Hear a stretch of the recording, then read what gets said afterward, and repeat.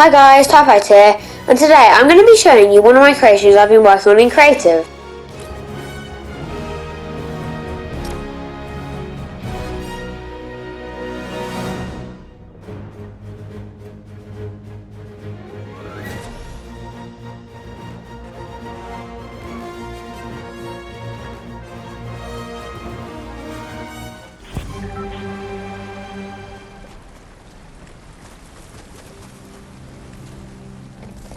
First I've got to select the horror map I've been working on, and then I'll show it to you guys.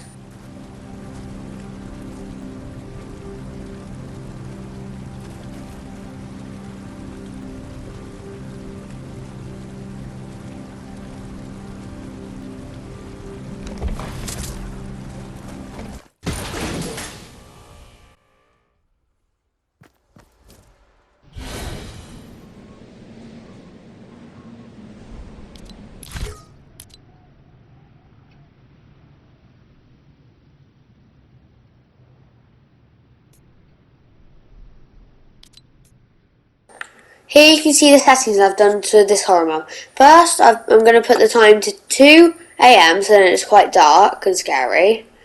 Below it you can see I've done the horror movie settings, and then it all looks, the camera filter looks a bit different as the sky does as well. So now I've kept the light brightness, light colour, fog thickness and the fog colour as the same. I've enabled fire off so then nobody can set fire to the map. I put starting health to 100% health and max health is 1 health. Starting shields is no shields and max shields is no shields. I've turned allow overshield off so then they can't get overshield.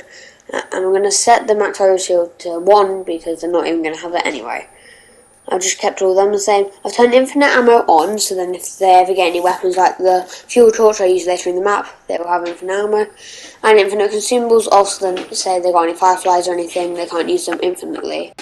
I've turned infinite resources off so that they can't build in the map, and if they can, they would have no mats. I've turned allow building off so that they just can't. I've turned allow to edit to default so then, well, there's not any other options to turn it off, so I just kept it the same. I've stopped them from destroying the environment by turning environment damage off.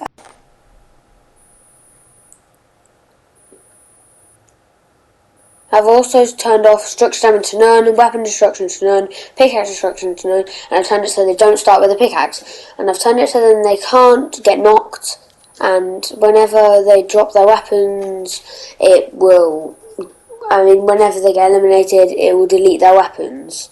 They can drop their weapons and they can pick up their weapons, and if they want to give it to their teammates, it's easier. I've just kept all of them the same because I don't want to override any of the settings. I put respawn time to 5 seconds because that's a reasonable amount of time to do it. I've set full damage off. I've turned gravity to normal. I've done jump fatigue off so they can jump as much as they want. I've turned mantling on for the parkour section of the map. I've turned sprinting on for the parkour section of the map. And I've kept the sprinting energy cost per second the same, and I've put sliding on and shoulder barging on. Gallery redeploys off, player flights off, player flight sprint is off, flight speed 1.0, and always show nameplates is always to show to team. Nameplate max distance is island. Nameplate line of sight is always show. Now I'm going to show you how I've done the Kevin the Cube area over here. So first, from one of the galleries, I picked up this primitive shape where you can customise to different colours. First I'm going to copy it and show you what different colours you can get to it. So I just copied and pasted it. Now if I go closer I can turn it to disco, gold disco, galactic, gas cloud. So, and then I turned the camera into horror movie so then it looks more scary. So, you see this wall over here? I have got this by going into prefabs and going to the drill, the fortress. And if you go down from here, you can grab one of these, select it, and then you can just place it. Like that. So now, I'm going to show you, now over here, I have put a trick towel and some rifts, so when you fall from down here, it will teleport you over there. And then a time will start and make you fall down once time ends.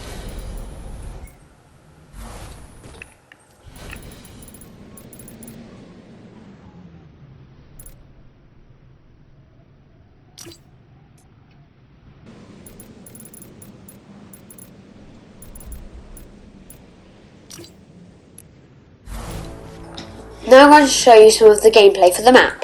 So, once they spawn in, it's going to say game starting, and it's going to be heavily raining. So they're going to start walking on the side street like they would if they're walking home. So when they're walking home, they'll walk here, looking at the lightning from the sky, walking, and then suddenly they'd fall into a sewer. And I've used a realistic water to make it look more like a sewer.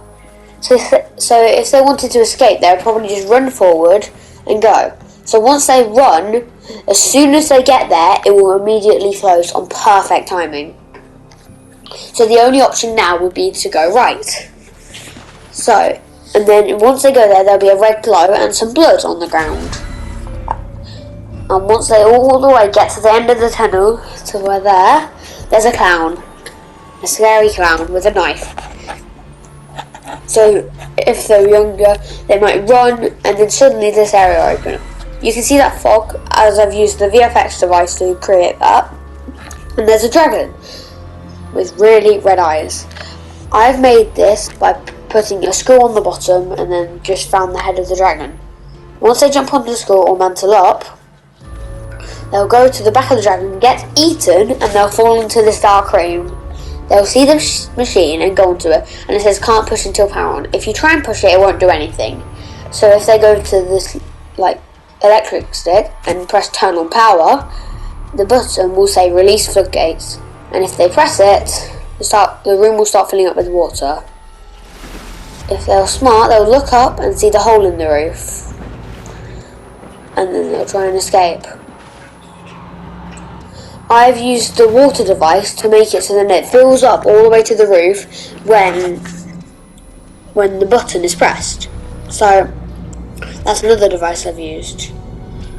So once they already get to the top, they'll be transported to the outside of a house, and there'll be an electric motor in front of them. If they go to the right side of the motor, they'll be able to enter part of the motor right here where I am. If they go into the house, they'll find this machine that says find a fuel torch. Once they find it, they'll go upstairs, and if they want, they can press this button that says hello, and then the clown will appear. After 10 seconds, the clown will disappear. If you keep watching, you'll see.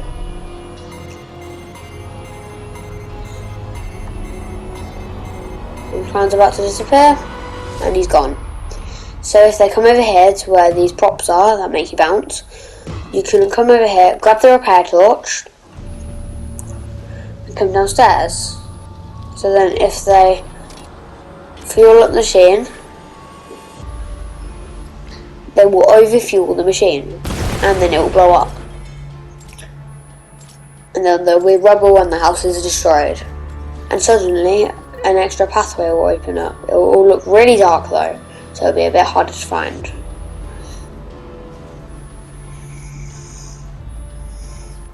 So once they go down this pathway, they'll find that there's a red glow inside of this house. They might enter the house, and if they do and turn around, the door will lock behind them, and they'll start to hear a little breathing sound.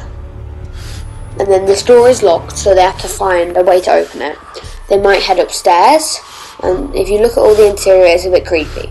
If they might have stairs, there's a button on this coffin that says move coffin and take off the top. If they take off the top, Jonesy will be there laying dead.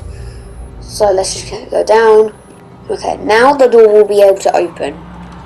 If you open through the door, you'll be transported into the basement of the house where a few dead bodies lay.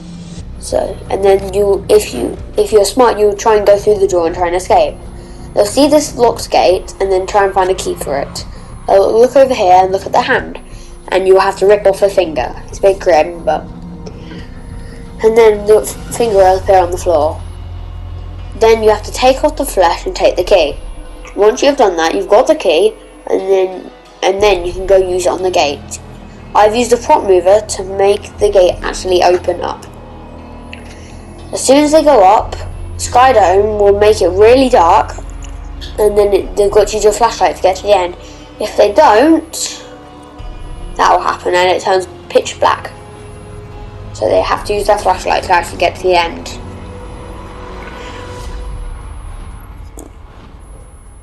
Once they're at the end, there'll be another room with a puzzle in it.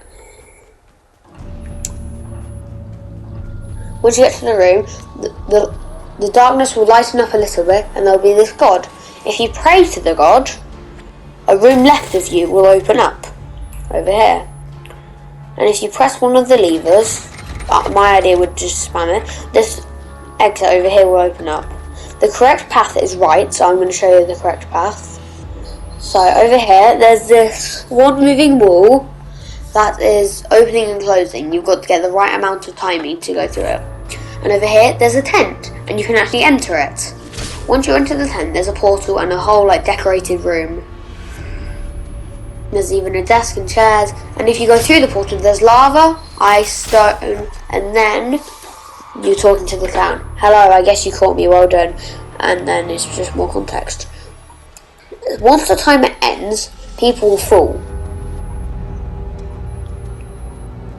So the clown has just talked to you and you've fallen for his trap.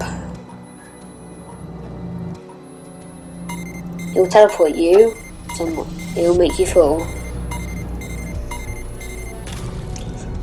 Then you'll be teleported onto a hospital bed in a room.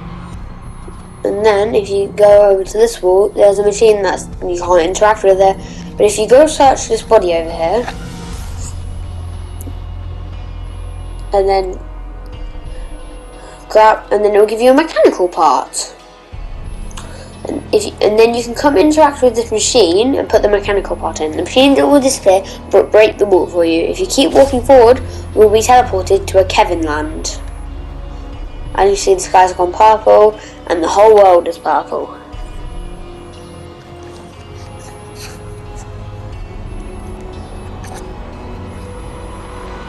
Once you go through it, you'll be going through different realities.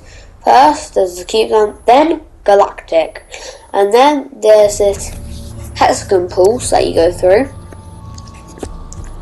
And then if you go through the lava, and then finally you end up at the Ice Age. Once you get at the Ice Age, I've used prop movers to make some really difficult parkour. And once you've done this, and then you've got to find a certain path to do the really difficult parkour. If you follow the path that I'm taking, you'll succeed. So you've got sprint and jump and get up here and mantle. This is why I'm including mantling and sprinting. Sprint and jump up there. Once you turn around and go up here, you can go up these staircases and go from this one and it'll lift you up onto this one. Here I've used the water devices so then you can swim around the map. And here I've used the airlock device where it can send you all the way up into a room. At first here I've used a trick tile so then it looks like the ice is melting and then breaks. And then you fall down into a little area. This is the Chinese area. So there's no escape to this, except if you come to this water fountain and grab water, you'll get one chug splash. If you use this one chug splash on the campfire, the wall will open. Once you have done this area and go all the way up here, this will end up to you meeting the clown. This is all I've got for now, guys. I've put a bit more context, but then I need to publish the map and finish it. TyFighter out.